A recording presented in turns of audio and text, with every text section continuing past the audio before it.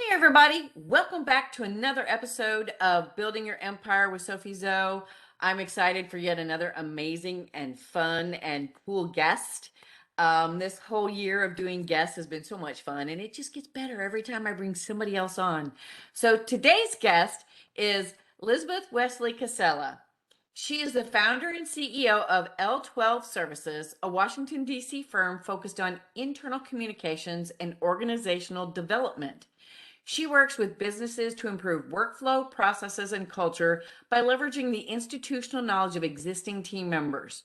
She is a skilled strategic advisor specializing in attrition mitigation, workflow management, process improvement, and culture. Lizabeth has over 20 years of experience as an administrator and policy and programming consultant. Her work has contributed to successful project outcomes in federal health policy, international program development, and nonprofit association management. A woman who speaks to my heart, processes, procedures, communication, culture, workflow. Hello, that's what we do to make a business grow, right? 100%. Alrighty, so in terms of how I talk to my guests and the topic we discuss, the question is, what is your best advice for business owners who want to scale to the next level and beyond? First, it's saying thank you to the host of the podcast that you've been so lovely to have been invited on. You're welcome. Because my mama would, rip me bald headed if I didn't. And the piece of advice, I have two pieces of advice. One is practical and one is just not. The practical piece is to start documenting your processes early. Even if you are a party of one, start to write down what your procedures are and what your practices are.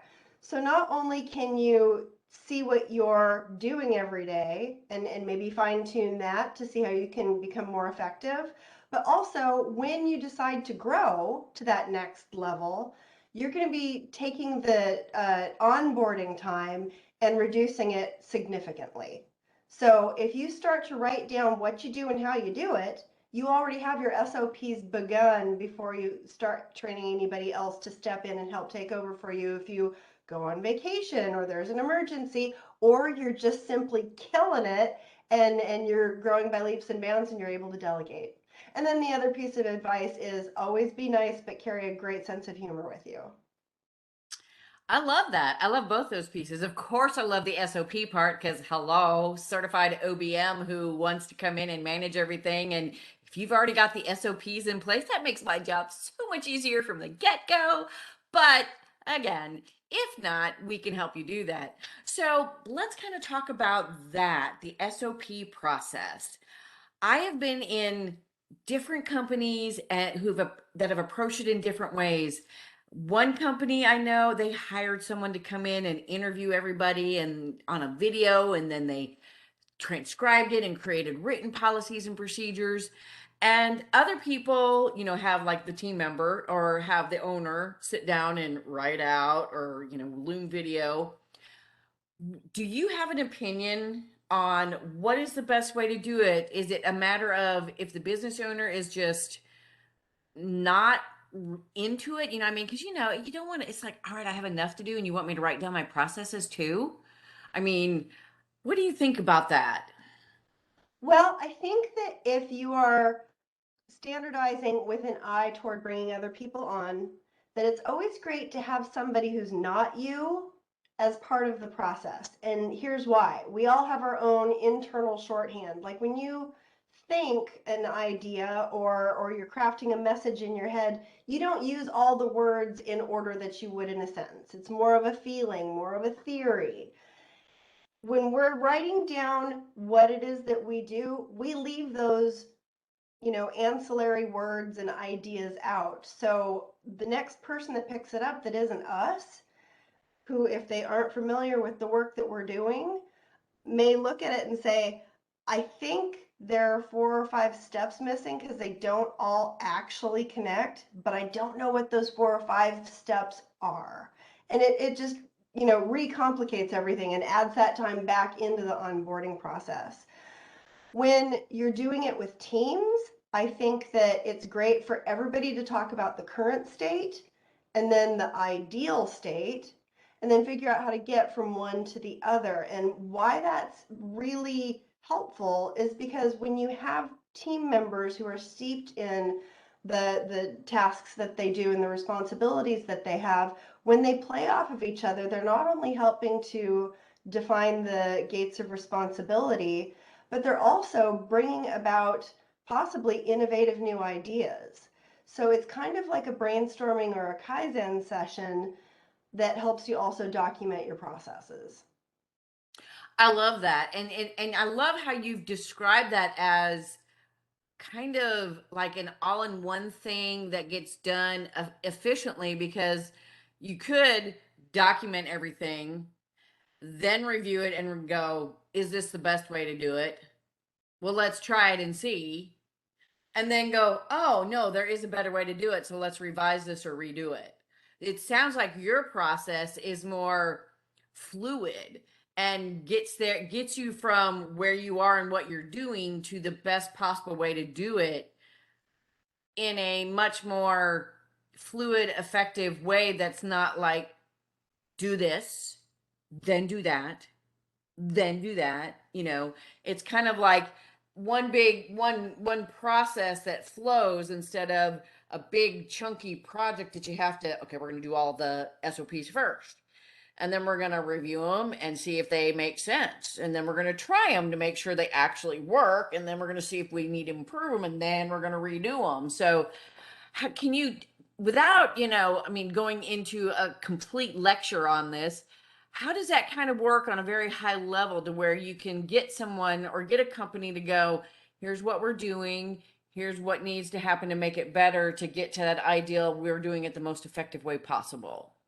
Sure. Well, both ways do have the ideate, document, test, review, or revise steps, but when you're doing it with all of the team members at the same time, you're able to skip a couple of those testing phases because you're talking it out at the same time. And maybe you're clarifying, like I said, the gates of responsibility or job descriptions or people's preferred skill set in the moment. So that does help you, rather than doing it in a silo or a vacuum, by yourself and then testing with everybody's input, you can capture more. It's almost a game of numbers.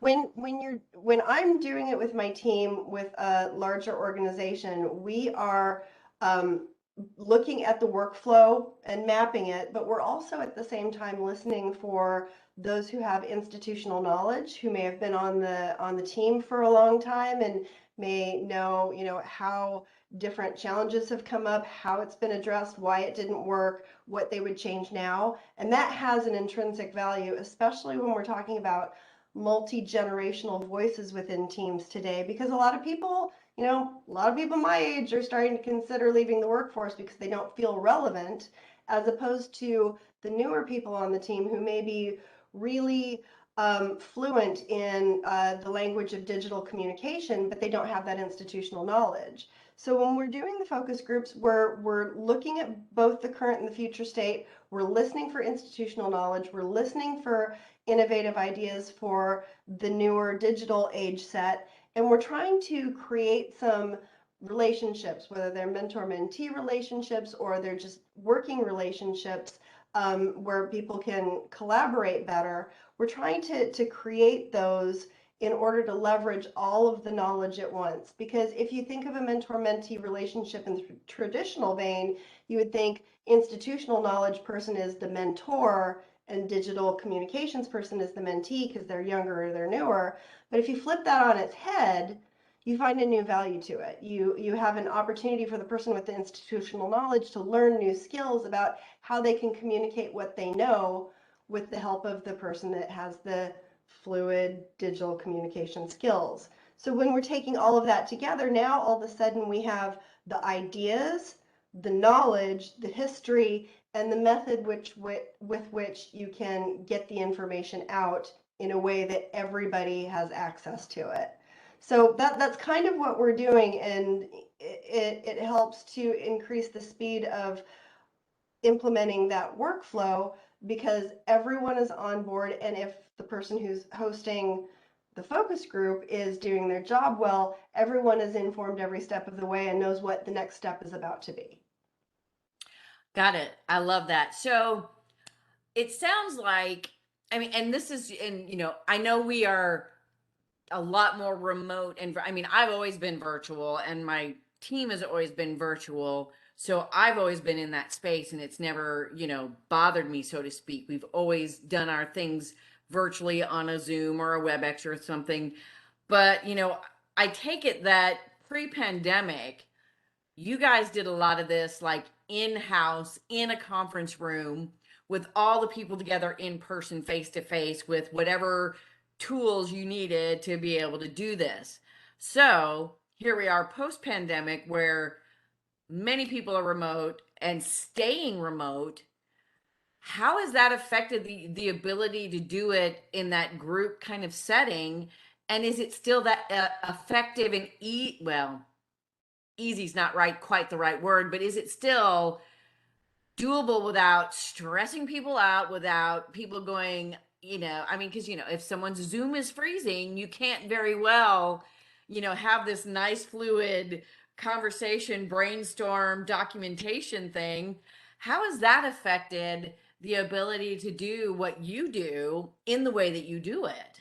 It's been an interesting trial of testing various softwares and platforms, but my firm has landed on a few that they're tried and true, and we support and love them and promote them wherever we can.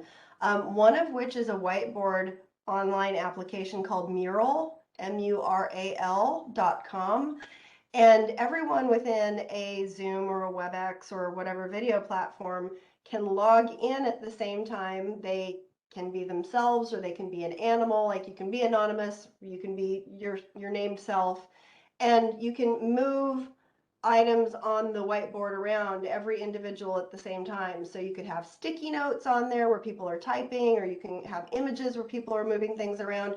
So there is that interconnected interactivity happening, and that was a game changer when we figured that one out. Everybody still gets to come to the table, have ideas, participate, and feel as though they're contributing, even if they don't like speaking or public speaking or don't want to be on camera.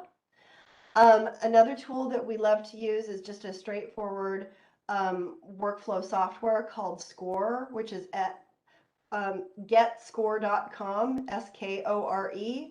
And they have some really just super easy, intuitive, but very high functioning workflow mapping softwares. I use those all the time with my clients. But before we get to that space where we're all interacting, one of the things that I'm trying to do so that I can support the overall event and understand just how much change and conversation people can take during a focus group is we're also testing for chaos tolerance. And in the context of the work that I do, what I'm really testing for is where people are at in burnout. So if I have a group of 10 people and I'm doing a quick survey that takes maybe 7-8 minutes, the information that I can get back is that, 4 of them right now can't handle much more change. And so if I'm communicating with them about change or about the process or the activity that we're going to undertake, I'm going to avoid certain methods. Like, I'm not going to shoot everything out via email. I'm instead going to call them one-on-one and have a conversation to create that trust and that feeling of safety and that ability to be vulnerable and give them an opportunity to ask questions ahead of time. Conversely, if everybody's fine with change and they just want to get on with it and they're, super into their teams, then we might be able to do everything over either a project management platform or an email scenario. It just depends on meeting the people that I'm dealing with where they're at. So we're figuring out mentally where they're at, and then we're letting them run wild on the computer. I love that. That's really good. And I want to touch on one other thing very quickly before it is time to unfortunately wrap it up. Time is flying here. Um, Culture. And you've already mentioned the multi-generational aspect of things these days. There's also all the other things that make up the culture, whether it be gender, race, religion, all of those different things. And everybody's got to, I mean, everybody's got to get along. Um, where does what you do, where does culture come into that? How do you take care of the culture side of things in this process of building the SOPs and the processes and all that? What else is there to consider and do there to make sure that everybody is comfortable, everybody is getting along, and it's going to work for the duration, not just the here and now?